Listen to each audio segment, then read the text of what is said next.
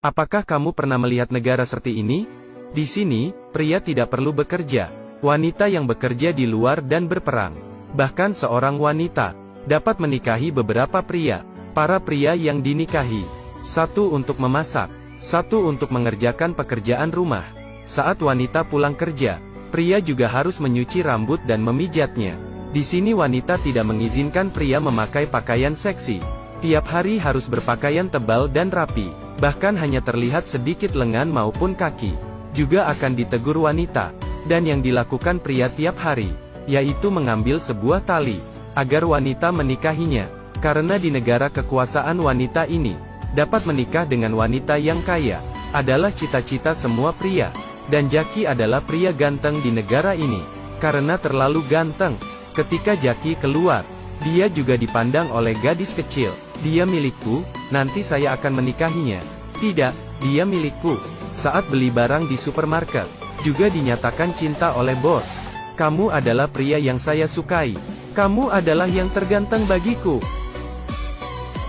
Sebenarnya saya memikirkanmu tiap hari. Kamu sangat baik, bahkan malam hari. Ada preman wanita, mengendarai motor menyatakan cinta di depan rumahnya. Biarkan saya mencintaimu. Oh sayangku. Biarkan saya menikahimu.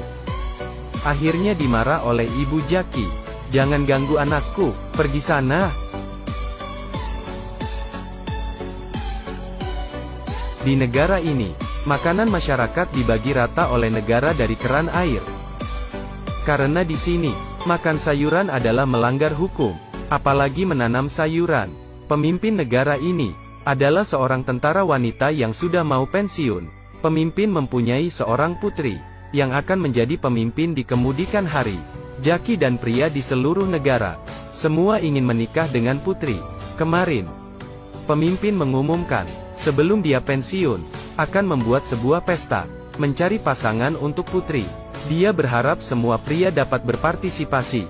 Tetapi sangat susah bagi Jaki. Karena ingin berpartisipasi pesta pemilihan pasangan ini, perlu membeli tiket seharga 400.000. Malam itu Jaki datang ke rumah pamannya. Pikir caranya, karena Jaki curiga bahwa pamannya mengambil uang ayahnya ketika meninggal. Sehingga Jaki menelepon polisi. Beberapa polisi wanita sampai. Polisi memeriksa lokasi. Malah terlihat puisi penolakan. Ternyata pamannya adalah seorang pria yang menolak pemerintahan wanita. Habislah dia. Untuk memberi penghargaan pada Jaki yang sudah melapor, polisi wanita memberinya sebuah tiket masuk. Dia mengira nasib baik, tetapi di saat ini, ibunya malah meninggal. Di sini adalah dunia kepemimpinan wanita. Di sini wanita boleh menikahi beberapa pria. Pria memasak di rumah setiap hari. Di saat wanita pulang kerja, juga bisa menikmati pelayanan suaminya.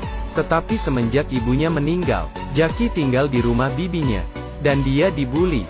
Bahkan tiket masuk juga mereka ambil untuk putra mereka. Jaki tidak dapat menahan lagi, sehingga dia keluar malam-malam. Tetapi ketika dia keluar, dia tertangkap oleh 3 polisi wanita. Karena malam hari, pria dilarang keluar. 3 polisi wanita ini melihat wajah Jaki yang tampan, mendorongnya hingga dia ke tepi pohon. Di saat polisi wanita ingin mengganggunya, seseorang muncul dari belakang dan menembak polisi itu. Dilihat jelas, ternyata yang menolongnya adalah paman Jaki. Jaki menjadi penasaran, bukannya Anda ditangkap? Paman memberitahunya, beberapa polisi wanita melihat dirinya yang ganteng, sehingga tertipu, dan berhasil lolos. Pria yang menolak kekuasaan wanita ini, padahal negara melarang menanam sayuran, tetapi pamannya ini malah menanam, malah ingin menjual sayuran ini ke istana, untuk mendapatkan uang. Kemudian dia menyuruh Jaki menukar pakaian polisi wanita, menyamar sebagai wanita, dan mereka mengendarai kuda yang lebih kecil dari mereka ke istana. Kasihan sekali kuda itu. Kudamu tidak mati. Dia hanya capek, perlu beristirahat. Setelah masuk ke istana, pamannya berbisnis, dan John masuk ke dalam. Dia melihat semua pria yang memakai baju putih, sedang menunggu putri keluar. Kemudian pemimpin membawa putri keluar. Jaki terpesona melihatnya, karena dia menyukai putri. Putri berjalan ke tengah-tengah. Para pria mengeluarkan tali mereka, berharap Putri memilih mereka. Tetapi Putri tidak melihat mereka, malah melihat Jaki yang menyamar sebagai wanita ini. Jaki pun bingung, bukannya mencari pasangan. Saya adalah wanita sekarang. Jaki dibawa ke belakang. Dia akhirnya tahu bahwa pasangan Putri sudah dipilih oleh pemimpin. Mengadakan pesta seleksi ini hanya ingin memperbodohkan masyarakat. Di saat dia dan Putri ingin berbicara lagi, pemimpin masuk. Pemimpin menyuruh Putri segera mengumumkan pasangan yang terpilih. Di saat pengumuman, Jaki dilihat oleh suami bibinya. Ternyata kamu Jaki. Bukan saya. Dia adalah seorang pria. Saya mencintaimu Putri. Hentikan rekamannya. Ditembak beberapa kali tidak kena. Jaki pun melarikan diri. Pengawal pun mengejarnya. Untuk menghindari perburuan, Jaki naik ke saluran ventilasi.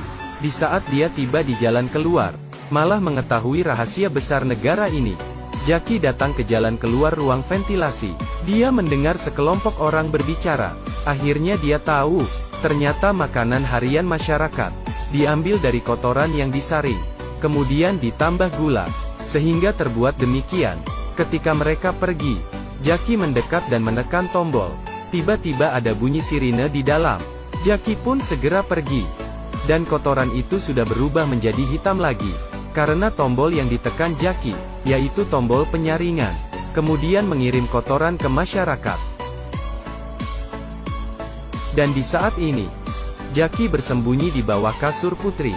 Tidak lama kemudian Putri pun tahu. Untung saja Putri lumayan suka pada Jaki, tidak menangkapnya. Tetapi keesokan hari, di luar istana berdiri sekelompok pria yang ribut. Ternyata kepala organisasi penolakan, yaitu Paman Jaki. Paman berkata pada masyarakat, Jaki yang mengekspos pemimpin mengenai masalah makanan kotor. Karena hal ini masyarakat pun menganggap Jaki adalah pahlawan. Ingin Jaki menjadi pasangan Putri. Tetapi di saat ini Jaki malah dipenjara. Dengan para demonstran di luar yang semakin ribut, pemimpin pun terpaksa harus melepaskan Jaki. Tetapi dengan satu syarat, yaitu harus memotong lidah Jaki. Karena dia tahu terlalu banyak, Putri tidak setuju lidah Jaki dipotong. Kemudian Putri memukul pengawal. Kemudian dia langsung mencekik pemimpin hingga mati. Demi cinta apapun boleh dilakukan. Kemudian Putri memakai medali pemimpin, mewarisi tahta dulu. Menteri yang ada di samping hanya bisa bertepuk tangan setuju melihat Putri yang begitu kejam. Tidak ada yang melawan mereka bersama lagi. Di saat ini masyarakat pun sudah demo sampai ke dalam. Jaki keluar menghentikan semuanya, sehingga negara pun menjadi tenang. Jaki membawa masyarakat bercocok tanam. Pria juga sudah boleh belajar.